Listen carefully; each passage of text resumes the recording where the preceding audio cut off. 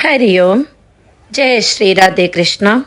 Srimad Bhagavad Gita, Chapter number 4, Shloka number 9. Janma karma cha me divyam, evaṁ yo vetti tattvataḥ, tyaktvā dehaṁ punar janma, naiti mameti rjuna. Supreme Lord Shri Krishna continues, He who thus knows in essence my divine birth and action, upon leaving the body, do not have to take birth again, but comes to my eternal abode, O Arjuna.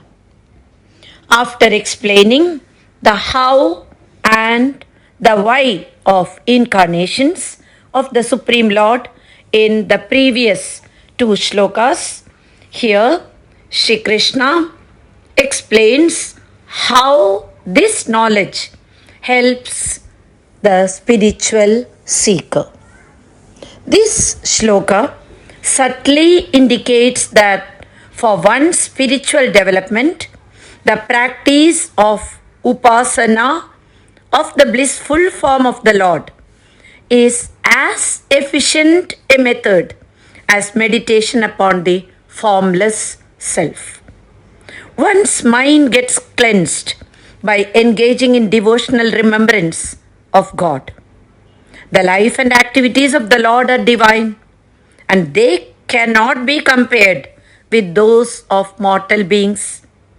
The Lord is the master of Maya, whereas all mortals are enslaved by Maya. Their birth and activities are controlled by Maya. Lord Krishna's birth, childhood, young adult age, and the actions he performed were extraordinary. They were filled with miracles and heroism. As God is eternal, there is a difference between God's actions and ours. We are engaged in satisfying our senses and are still working on developing God consciousness. So in the objective world, the knower and the known are different. But in the realm of the self, knowing and becoming are one. Brahmavit Brahmaiva Bhavati. One who knows Brahman becomes that.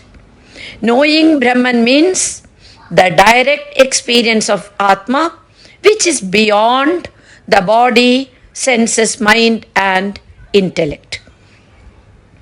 This is to know Brahman in essence, tattvataḥ. To know the nature of the Lord is sadhana, and to become one with Him is sadhya. The first is practice, and the second is the goal. In fact, when subjectively viewed, this idea becomes more appealing when there is preponderance of lower tendencies or vasanas.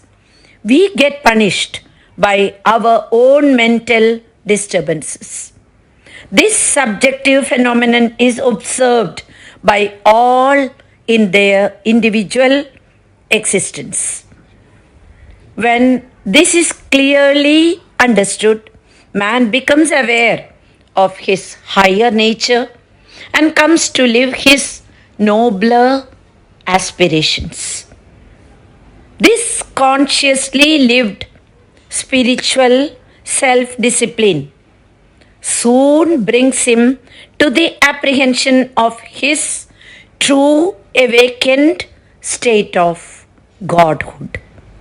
When he thus fully understands the manifestation and the function of the Supreme in the universe of beings, gains a special vision, revealing to him the great fact that all actions are accomplished by His divine play through our individual equipments. that all our achievements are but the loud declarations of life's potential powers. Here there is no occasion for any one of us to feel individually any egocentric vanity, that is, the I do mentality. The sense of agency gets liquidated with the apprehension of this mighty factor and its infinite expressions everywhere at all times, under all circumstances.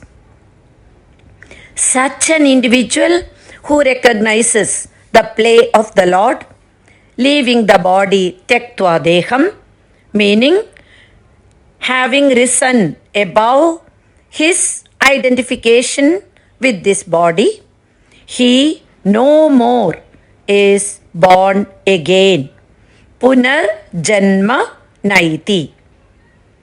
Not only does he rise above his ego, but he positively reaches me, O Arjuna, mameti sorjuna. It is evident that the state of deathlessness is itself the state of birthlessness, because death can come only to that which is born. One should understand here that the individual jiva is like a wave in the ocean, where Ishvara is the ocean and the eternal essence or Brahman is water. Once the wave realizes that it is the same water as Ishvara, it is free from the limitations of its tiny form. Hari Om. Jai Shri Radhe Krishna.